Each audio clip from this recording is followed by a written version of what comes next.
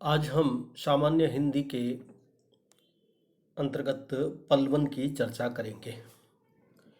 पलवन से क्या आशय है उससे पहले आप समझ लें कि जैसे पूर्व में हमने संक्षिप्तीकरण से संबंधित पूरा अध्याय किया था, उसमें संक्षिप्तीकरण से क्या आशय है, संक्षेपण लिखने के क्या तरीके हैं अथवा उसके सामान्य नियम क्या होते हैं संक्षेपण लिखने के, इन सब पर चर्चा की और संक्षेपण के उदाहरण भी मैंने आपको समझाए थे। कुछ उदाहरण के पीडीएफ भी मैंने आपको प्रस्तुत किए थे। यह जो पलवन है संक्षेपण की तरह ही आपके इकाई 3 में रखा गया है। इकाई 3 के अंतर्गत यह दूसरा टॉपिक है जो पलवन के नाम से रखा गया है। यह जो अध्याय है पलवन, यह आपके कोर्स में प्रश्न पत्र के रूप में 4 नंबर का, यानी अंक विभाजन के दृष्टिकोण से देखें तो यह 4 नंबर का रखा गया है। तो इस पलवन के कई उदाहरण भी हम करेंगे, जैसे संक्षेपण के कुछ उदाहरण मैंने आपको बताए थे, उसी तरह पलवन के भी हम कई उदाहरण करेंगे, तभी यह टॉपिक है जो पूरी तरीके से क्लियर हो पाएगा।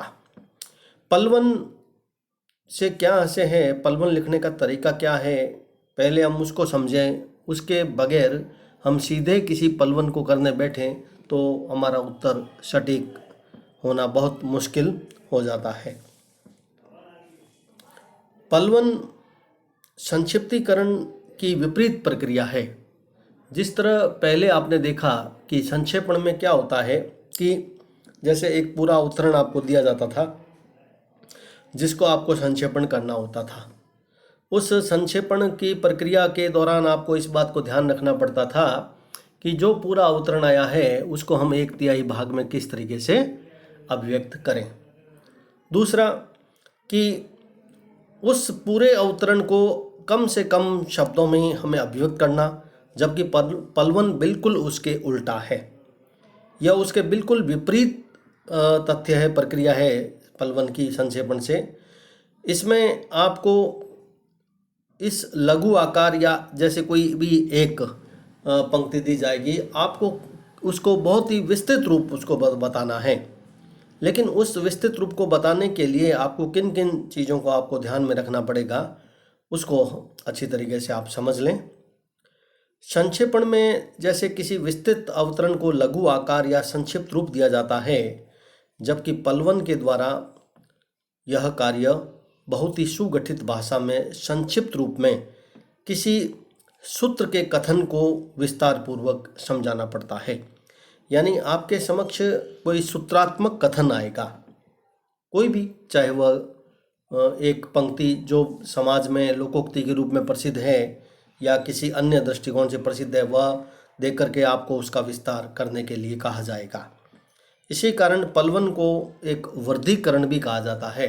इसका एक जो दूसरा नाम है वह वर्धीकरण है। प्रदत्त सूत्र या कथन का पलवन एक प्रकार से उसकी व्याख्या ही है।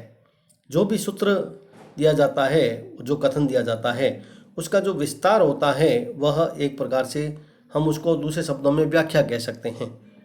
बस अंतर यही है कि व्याख्या में हम क्या करते हैं कि संदर्भों और प्रसंगों इन सब का हम उल्लेख करते हैं, जबकि पलवन में इस चीज़ का उल्लेख करने की आवश्यकता नहीं होती है। पलवन में यह अपेक्षा नहीं की जाती कि जो प्रदत्त सूत्र या कथन जो दिया गया है उसका हम संदर्भ भी लिखें, उसका हम प्रसंग भी लिखें, इसकी आवश्यकता नहीं है।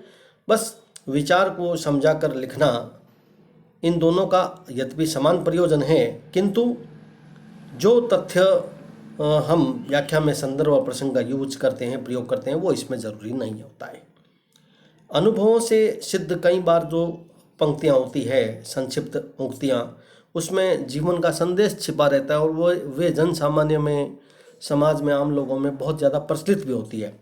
और कभी कभी हम उसका भाव समझते भी हैं, लेकिन उसका मूल भाव या जो गूढ़ भाव होता है वह छिपा हुआ रहता है। वह हमें पूरी तरीके से, हम जानते तो हैं कि ये क्या कहना चाह रहा है इसमें, लेकिन प्रचंड रूप से हम इसको समझ नहीं पाते हैं। तो सबसे पहले हमें उस सूत्र को या कथन को भली भांति खोल कर सुबोध रूप से प्रकट करना चाहिए हमारे मनोमस्तिष्क में। इस निर्मित व्याख्या, विवेचन, विशेषण और अलंकार जो भी हम प्रयोग में ला सकते हैं उनको लाया जाना चाहिए।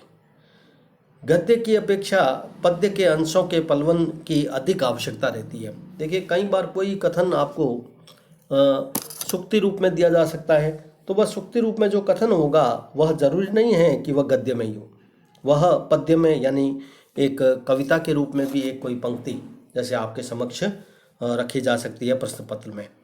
काव्य में जीवन के महत्वपूर्ण सिद्धांत संक्षिप्त तथा सुगठित रूप से व्यक्त कर दिए जाते हैं। कविवर बिहारी का नाम आपने सुना ही होगा। उन्होंने अपनी एक एक पंक्ति में जैसे घाघर में सागर भर दिया हो।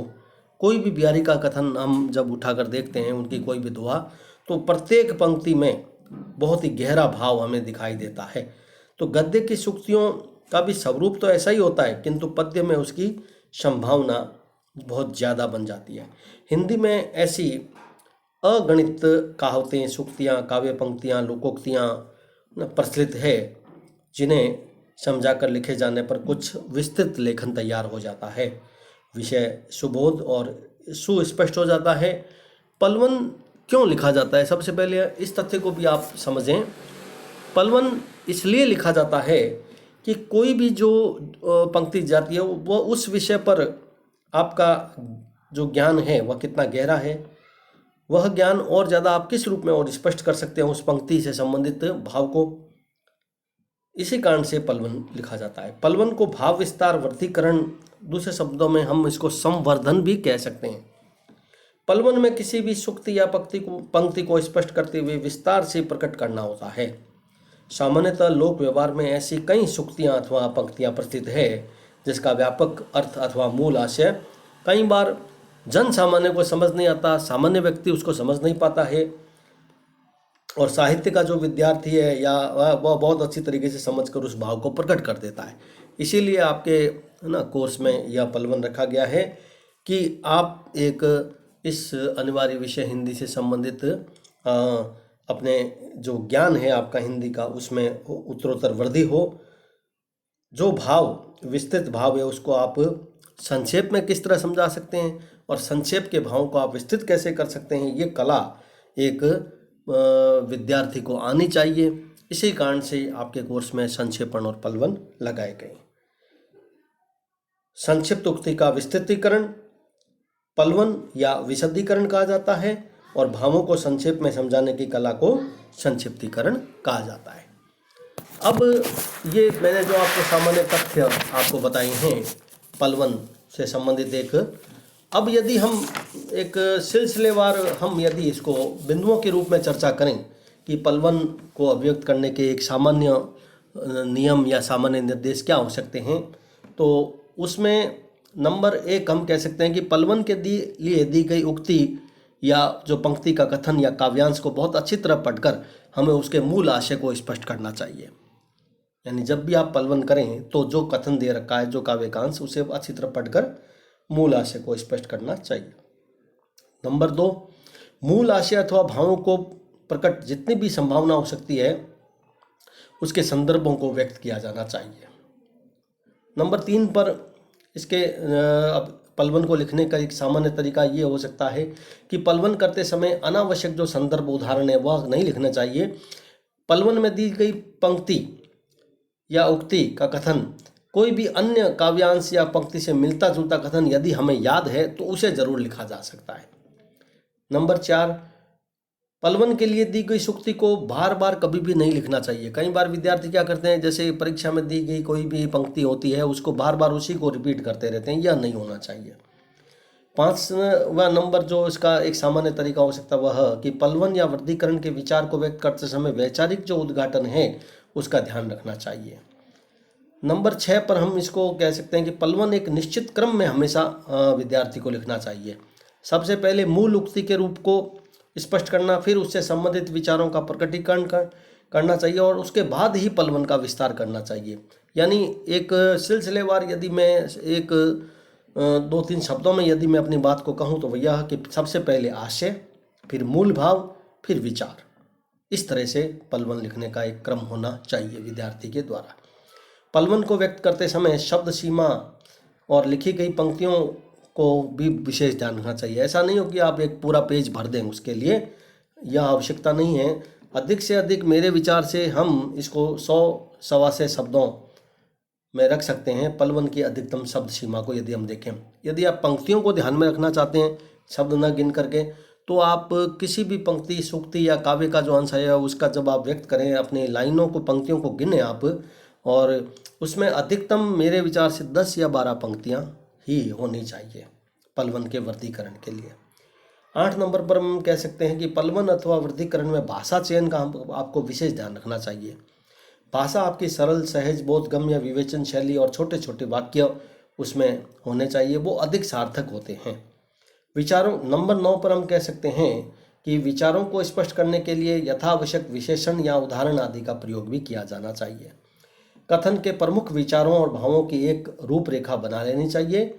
और कथन 11 नंबर पर हम कह सकते हैं कि कथन के मूल भाव को ध्यानपूर्वक हमें 2-3 बार पढ़ना चाहिए, उसका हृदयंगम करने का प्रयत्न करना चाहिए, और आवश्यकता पड़ने पर किसी सूक्ति को या पंक्ति को किसी अन्य काव्य या संदर्भ के दृष्टिकोण से भी उसका तुलनात्मक समीक्षा भी हमें हृदयंगम करके करनी चाहिए।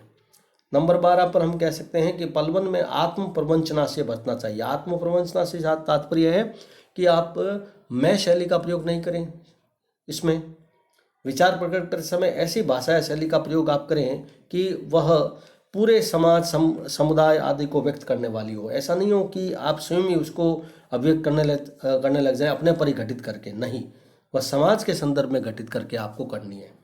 और अंतिम कह सकते हैं हम इसको कि पलवन में अनावश्यक विचार, अप्रासंगिक विवरण का प्रयोग कभी नहीं करना चाहिए। मूल भाव को समझने तक ही उसको सीमित रखना चाहिए, और एक बात को कभी भी आप बार बार न लिखें, उससे हमेशा बचने का प्रयास करना चाहिए।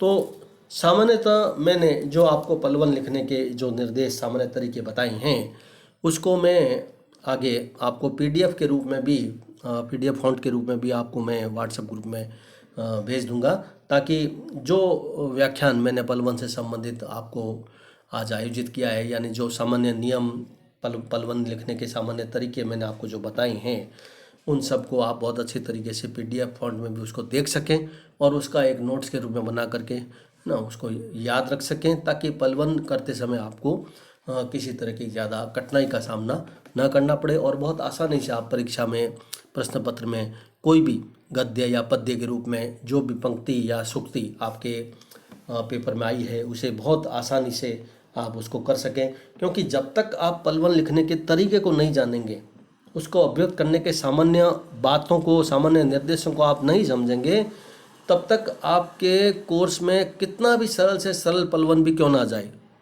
आपको करने में कठिनाई का ही सामना करना पड़ेगा, या आप बहुत उसमें गलतियां भी कर सकते हैं। जैसे मैंने कहा, बार बार किसी चीज़ को नहीं लिखना चाहिए, लेकिन सामान्यतः विद्यार्थी इसी बात को बार बार लिखते रहते हैं, उससे बचना चाहिए। तो ये सभी निर्देश मैं आपको PDF के रूप में भी प्रदान कर दूँगा।